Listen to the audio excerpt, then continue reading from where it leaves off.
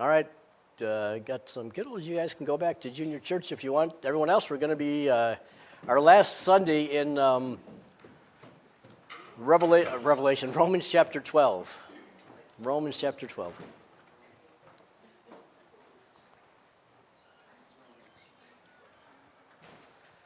Well, it's Super Bowl Sunday, but it just doesn't feel like it to me. It feels like our Super Bowl was 2 weeks ago when the Lions didn't fare so well. I was more excited about that game than tonight's game. So tonight's going to be a little bit anticlimactic, although for the record, I understand Patrick Mahomes, a Christian, is pretty active in sharing his faith, so I kind of root for him a little bit. But that giving away my tipping my hat, I guess, to my teams tonight. But if you're on the other side of the fence, listen to the sermon carefully because you're going to learn how to deal with me. All right? And I hope that even though tonight's game might be a little anticlimactic to some of us, that the last sermon to this series is not. I think we're going to come to some very important teachings as we wind down what we're going to learn from Romans chapter 12. And if we practice these things, boy, what a difference it'll make in our lives and others too. So you might remember on week 1, I told you that the first 11 chapters of Romans were written really to tell us all about the things God has done for us, how much He loves us, and what He's done for us because He loves us. And then when we get to chapter 12, there's just this shift. And now we learn that because of all of these things that God's done for us, this is our response. So Paul spends quite a lot of words to tell us how good God's been and how much He loves us and what that love has caused Him to do. And then we get to chapter 12, and he says, because we've been loved, this is how we're to be lived. This is how we're to live. Because all of these things Jesus has done for us, this is the response that we ought to have. In fact, verse 1 of chapter 12 begins like this: in view of God's mercy. In other words, in view of all of these things we've seen God has done for us, now I want you to think about how you're going to show Him back how much you love Him. So specifically what we're challenged with in this passage from Romans chapter 12 is how the gospel inspires us to love people who are difficult people who have hurt us, people who have gossiped about us, people who have manipulated, people who have betrayed, people who have abandoned. Like, how do we love those people? It's a gospel question. You might not think those are gospel questions. If I were to say, hey, what are some good gospel questions? You might say, well, I think a good gospel question is, do you believe that Jesus Christ is the Son of God? Have you accepted Jesus Christ as your Lord and Savior? Have you accepted His forgiveness of sins? And those are great gospel questions. But here's some other ones. How do you deal with someone who has hurt you? How do you act towards someone who has disrespected you? What do you do when someone takes advantage of you? How do you respond when someone that you have trusted gossips about you? How do you respond to someone who refuses to forgive you, even though you've done everything you possibly can to gain and seek their forgiveness? How do you deal with someone who's always looking for the worst in you? Like, because those all have biblical answers, those are gospel questions too. How do you respond to someone who completely disagrees with you, politically, ideologically, socially, or even if you don't like the Chiefs? How do you do that? These are gospel questions, and they reveal what you believe about your own sinfulness and about God's love in your life. You show me someone who is a follower of Jesus, who loves and responds gracefully when someone hurts them, and I'll show you someone who has totally understood God's grace toward them. So the people in Rome were struggling with some of the very same things we struggle with, right? They struggled in the same way we struggle. Like, they had some challenges in their relationships and friendships, just like we do in ours. Not only that, but there was a lot of conflict and tensions outside of the church because they were followers of Jesus. Inside the church, maybe most things were okay. We'll talk about that in a second. But outside the church in Rome, it was horrible. There was constant discrimination and unfair treatment simply because they were Christians. Many of them had been excluded from family gatherings, even disowned by their own relatives altogether. Many of the believers in the church had gone through job loss or lost financial opportunities simply because they were believers in Jesus Christ. Many of them had been denied legal rights or due process. They were dealing with conflict outside the church like crazy, but they also had to deal with some conflict in the church too. They were discussing certain traditions. Which of the traditions from Judaism should be carried over and which ones weren't that important? Lots of preferences, lots of opinions, all these things being debated. And Paul says, I want to talk to you now about the gospel and what the gospel says about the people we disagree with, or what the gospel says about people who have hurt us, about people that we just find living with a little bit challenging. So in verse 14, he starts and he gives us a little wisdom. I'm just thinking out loud now, but let me correct that a little bit. I think it is wisdom. What he's given us is wise, but it's not just a suggestion, right? Like, I think as you read this, you need to understand that what Paul is doing is he's commanding us. He's not giving us hints for happy relationships. These are commands which might make this a little bit difficult to totally soak in. Like if these were just some good ideas, we could read this and think, wow, this is pretty cool. These are some good ideas. Maybe I'll try these. But the idea wasn't, maybe you can try these. The idea is, I'm telling you how you are supposed to live as a follower of Jesus Christ. So let's jump in. Instead of having a bunch of points in my sermon today, or 3, 4, 5 points, or for Mike, 9 or 10, we're just going to use each verse of Scripture as its own point. All right? So verse 14. Bless those who persecute you. Bless and do not curse. Now this word persecute means a sustained, persistent effort to cause someone trouble. You have that person in your life?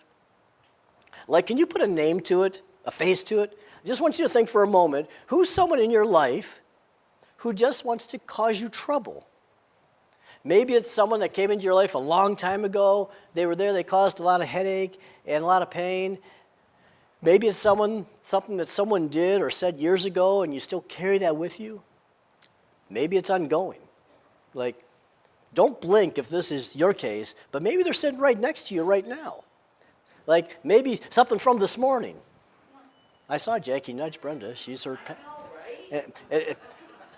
But there are sometimes people in our lives who seem to make it their mission to be persistent in their effort to cause you trouble or harm. So how many of you have that person in mind? No, don't raise your hands. Cool, thank you. When you think of that person, that will help you apply this text to your life. It will make it personal. Sounds poetic? It'll make it less poetic and more real. When it's real, though, I'll warn you, it gets difficult. The word bless in this verse means to speak well of. Now, I was hoping, as I studied this, that there might be some other Greek choices here, right? Because when I started thinking about this, what this word bless is telling us to do, especially with people who are difficult in our lives, is really kind of difficult. Like, if there are some other ways this word is used in Scripture, that would be great, but there aren't. If you're going to bless someone, there's 3 ways you can do it, according to this word, what this word means in the Greek. You can speak well to them. You can go out of your way to say something kind and positive and good to them. You can speak well about them. So if you're blessing someone, you might say something to someone else about them that is very positive or flattering or good. Or you can pray to God positively about them. You can ask for God's blessing in their lives. So blessing then, when this word blessing is used in this context, it's speaking to them, speaking about them, or speaking to God about them, all in positive, constructive, good ways. Now, when you've got that person in your life, in your mind, who's been there, persistent in their efforts to cause you trouble, when's the last time you've gone out of your way to say something good to them, or about them, or to pray to God about them? when I was getting ready for the sermon, I decided to go through this effort. And I was kind of surprised how many people I could really think of when I sat down to think about it who just kind of drive me nuts sometimes. And what's kind of good, and I guess a positive attribute, is that I really couldn't find many that I've said, well, not too many, that I've said negative things about, or that I've gone out of my way to say negative things to. But the challenge was, no one on that list are people that I've gone out of my way to be kind to, or that I've gone out of my way to speak to others about in a kind way, or certainly go to God and ask their blessings for. And I got convicted. I need to do more of this. I need to work harder to go out of my way to bless people who have been troublesome to me. Now, curse is the opposite. A blessing to someone is something we do that's positive towards someone, speaking well about to or about God, about them. Cursing is speaking badly about someone, badly to someone else about them, or badly to God about them. And that just feels so much more natural. Like when you hear cursing, when you see this word cursing, maybe you associate that with yelling and cussing. Like don't do that either. Like I've got these people in my life that are difficult, but I don't go around yelling and cussing at them. But that's not what this word curse really means here. Cursing is the absence of blessing. So Paul says, not only do I want you to bless someone, but I want you to curse them by not blessing them, right? You think maybe cursing someone is yelling at them to their face or using curse words or cuss words. Cursing someone might be the little comments you make under your breath behind their back. That's cursing. And so for some of you, like, you don't yell and cuss, you think, well, I'm not doing this. Well, that's not just it. It can even be passive-aggressive. Like someone asks you, hey, you don't seem yourself lately. There's something going on between us. Have I done something to offend you? And they're just like, everything's okay. And it's obvious everything's not okay, right? That could fit into this category of cursing. Jesus modeled what I'm talking about here really well for us. He's on the cross, and at the foot of the cross are Roman soldiers gambling for his one piece of clothing. These are the same soldiers who had been beating him, the same soldiers who had been mocking him, the same soldiers who were spitting at him. And now they're literally playing games at the foot of the cross while he's hanging there in agony. And he looks down past his bloody feet and he sees what's going on. Does he curse them? He blesses them. He speaks to God on their behalf and he says, Father, forgive them. They don't know what they're doing. And there is the heart of Jesus being reflected in this idea of blessing. And it's his heart that we're supposed to reflect in our own lives. Verse 15. Rejoice with those who rejoice. Mourn with those who mourn. Think again about that person that maybe you thought came to your mind just a bit ago. When you rejoice, is it because they're rejoicing? Or more specifically, when they rejoice, do you rejoice with them? When they mourn, do you mourn? Or is it the other way around? Like when something bad happens to them, do you rejoice? They go through something difficult, and you're like, well, that's what they get. That's what they deserve. When they rejoice, you mourn. Like something good happens to them, and you think, they don't deserve that. And you get upset because something good happened to someone that you don't like. And so this is a test to really see where this is how this is working in our hearts. When there's someone who really bothers us or troubles us, do we rejoice when they rejoice? Do we rejoice over something good that happens in their life? Do we mourn when they mourn? I'll tell you one of the things that I've seen in the church, and I'm not just necessarily talking about Tri-County, but in general, I sometimes see within the church as Christians who seem to almost rejoice when someone in the church or even outside the church experiences the painful consequences for their choices. Like we know they've done something wrong, and we rejoice because it catches up with them. Like if you look on social media, and you'll see someone will post about their heartache in life, something bad happened to them, and people will put in their comments, well, they deserved it. Well, I've been waiting for this to happen to them for years. Glad it finally caught up with them. We need a humble recognition of our own fallenness instead of a humble declaration of, but for the grace of God, right? I mean, that's how we get through life. When people are going through something difficult, it's not for us to rejoice over it. I think when we rejoice over that, it's a basic demonstration that maybe we have a misunderstanding of the gospel and the forgiveness we've received. Verse 16, live in harmony with one another. Do not be proud, but be willing to associate with persons of low position. Don't be conceited. So Paul makes a connection here between pride and the lack of harmony in your relationships. And this is a theme that's consistent throughout scriptures. Like James put it this way. James says the reason there are fights and quarrels among you is that you're not getting what you want. Like if you got everything you wanted, then you wouldn't have this tension in your relationship. It just kind of makes sense when you think about it. If everyone just did what you wanted them to do, if everyone just felt the way you wanted them to feel, if everyone agreed with you, if everyone just did exactly what you wanted them to do, then of course there wouldn't be problems. But you're going to find very quickly in life, people don't always do what you want them to do. There's this prideful selfishness that's almost always present when there's a lack of harmony in relationships. Verse 18. If it's possible, as far as it depends on you, live at peace with everyone. That's a good verse to memorize. If it's possible. You understand what that implies, right? Sometimes it's not possible. Sometimes it's just not possible. Sometimes it's not possible as far as it depends on you. But if it's possible, live at peace with everyone. Sometimes it's someone else that rejects every effort you've made to try and live at peace. Sometimes it's relationships where it's just unsafe. I don't think it's God's will that people remain in a situation where there's abuse and where it's unsafe and where there's exploitation. So as far as it depends on you, live at peace with everyone. How do we do that?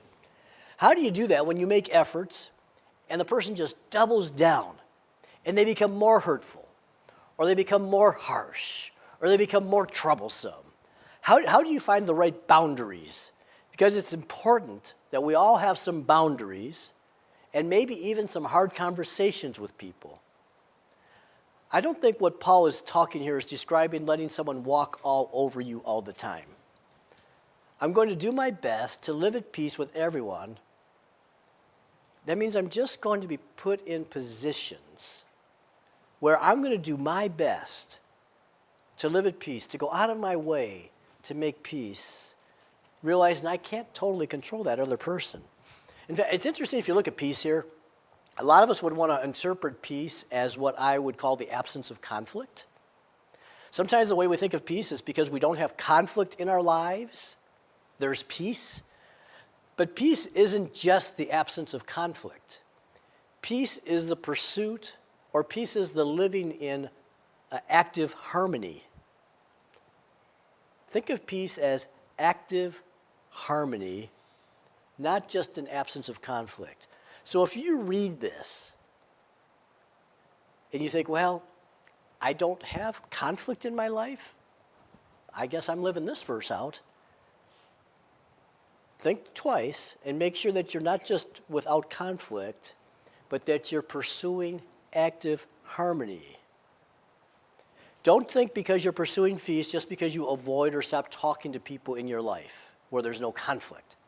That's not peace, that's the absence of conflict, and they're two different things. So play this verse out.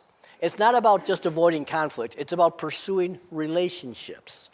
It's about moving forward and gaining someone's trust, someone's allegiance to you. And then he adds this word, which by the way is annoying to me. He says, with everyone.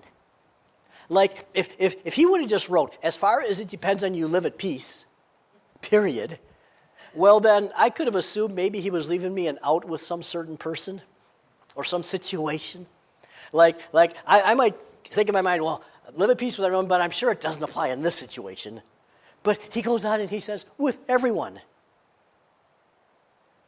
For me, it's not the big things I think I struggle with. the big things, the big troubles, the people who do the worst things, my awareness goes up. I become instinctively more intentional, and I'll try to work the gospel through my heart the best I can. But it's the little things that slip through. It's like there's these petty things that can just trigger us, unlike the big things sometimes. The Bible would talk to us about the fact that love is not about keeping a record of wrongs. The Bible would tell us that it's to our glory to overlook an offense. The Bible would tell us we're not to be easily offended or easily upset by what someone else says or does. And sometimes it's the little things that prove that there's some work that we need to do in our hearts. And Paul just says, everyone. Everyone means the cookie guy. Everyone means the grumpy coworker that never has a single kind word to say. It's the obnoxious relative that just dominates the conversation at every single family gathering. It's the person on social media who just kind of trolls you, and every time you type something, they put an immediate opposite comment to what you said. It's the inconsiderate roommate. It's the critical in-law. Everyone means everyone.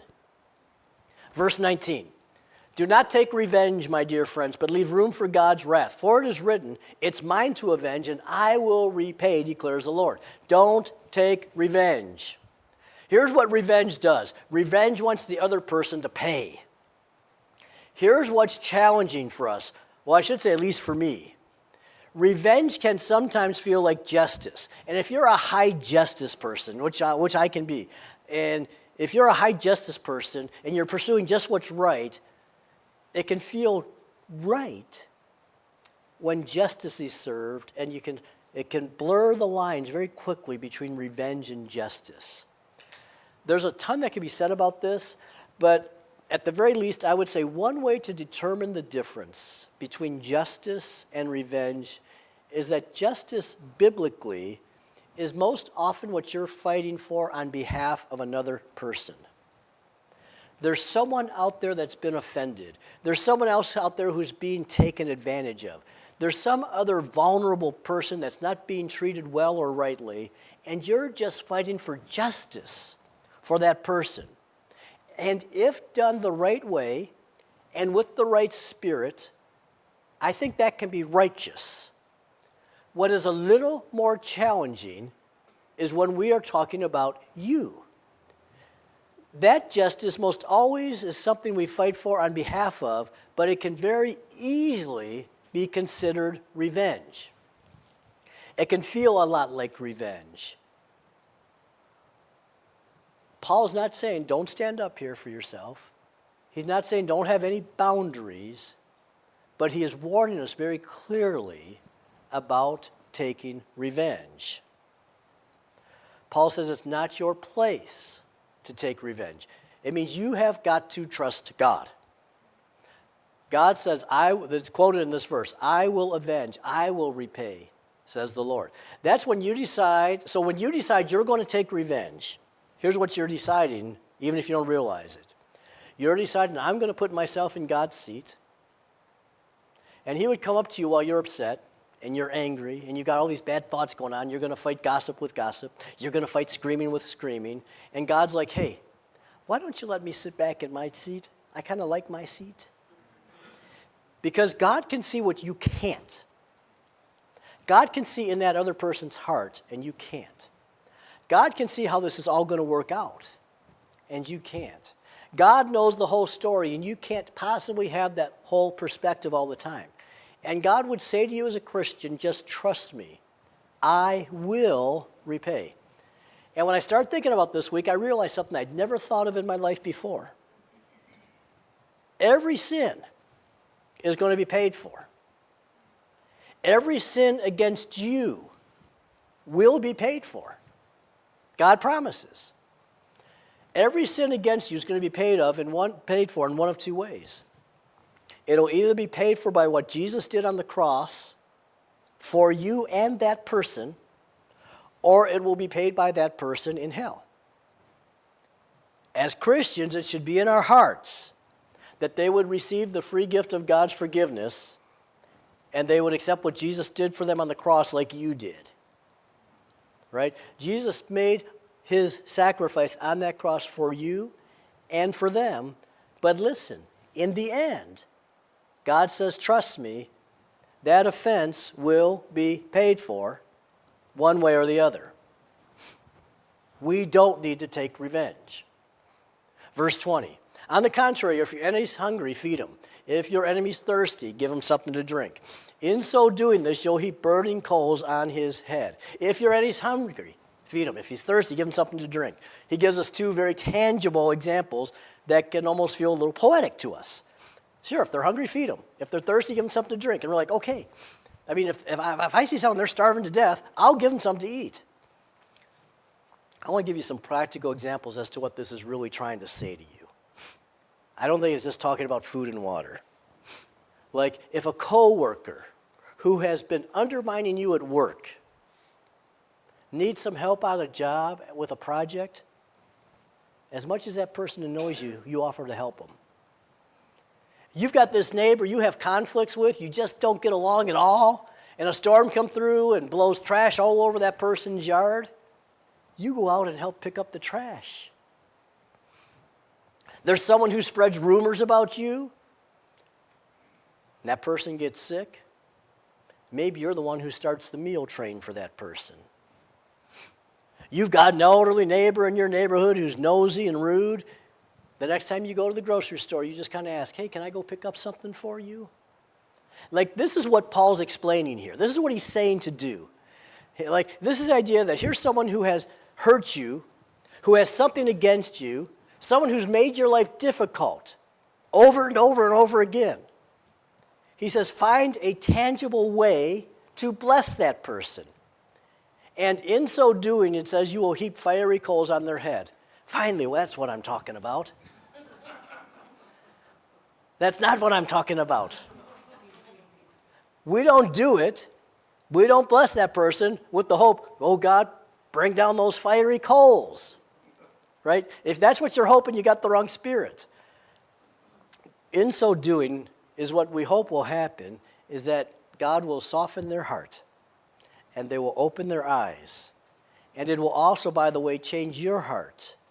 Because as you do this, as you bless others, you'll find yourself growing in compassion for them.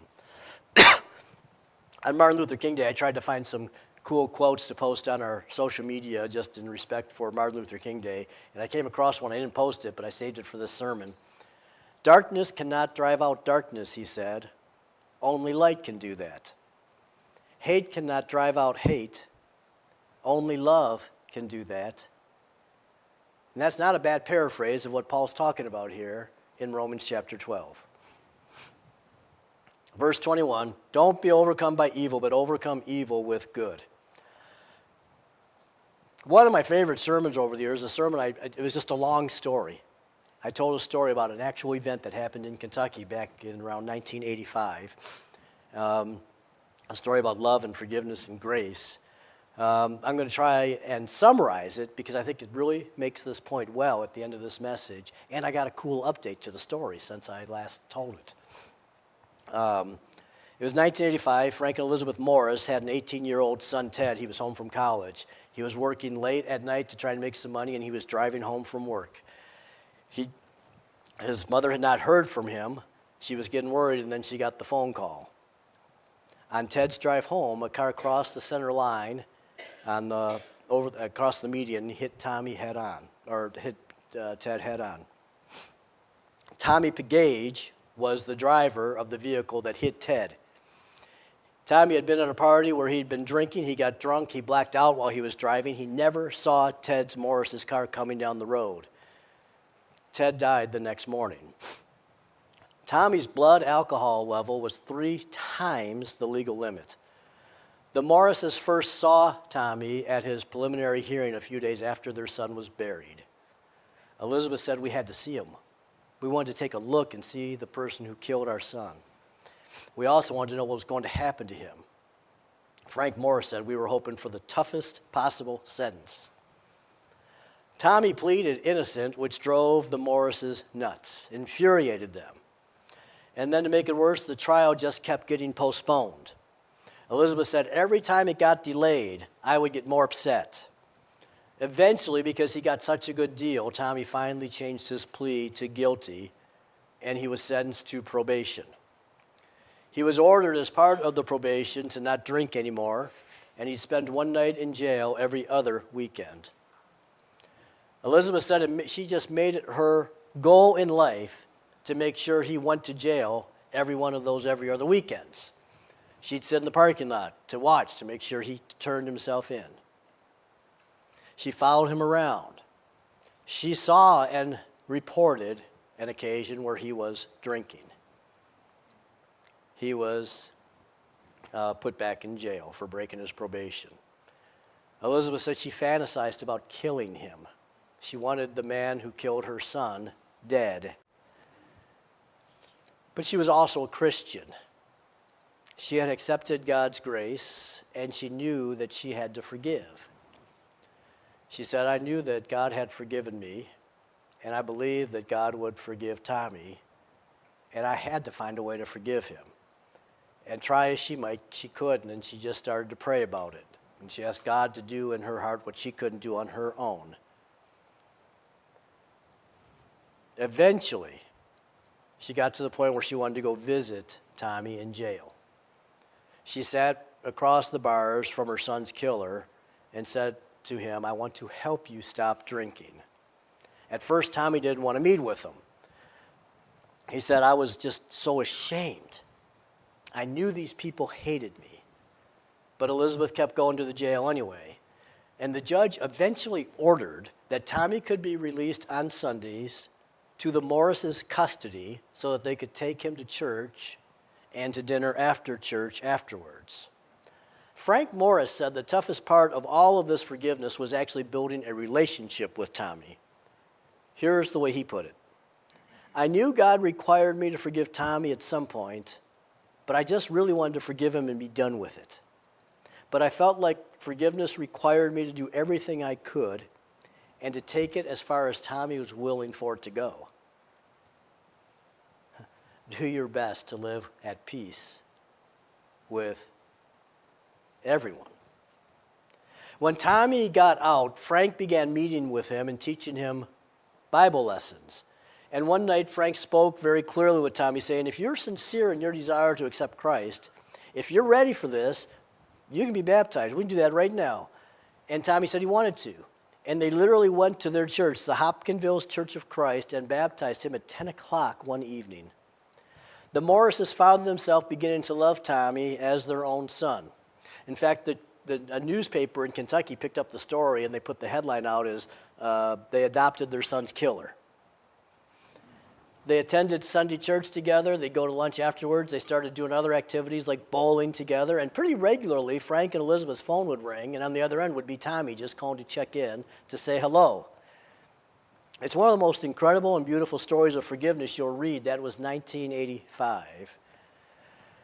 I Googled the name Elizabeth Morris a few days ago.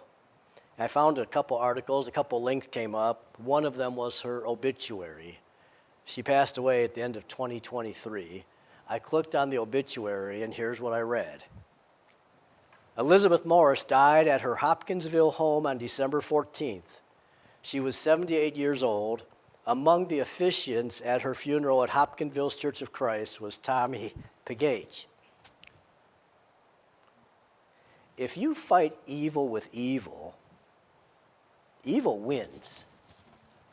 If you fight gossip with gossip, if you fight anger with anger, if you fight screaming with screaming, if you fight lies with lies, if you fight arrogance with arrogance, if you fight hurt with hurt, there's not going to be any healing in that.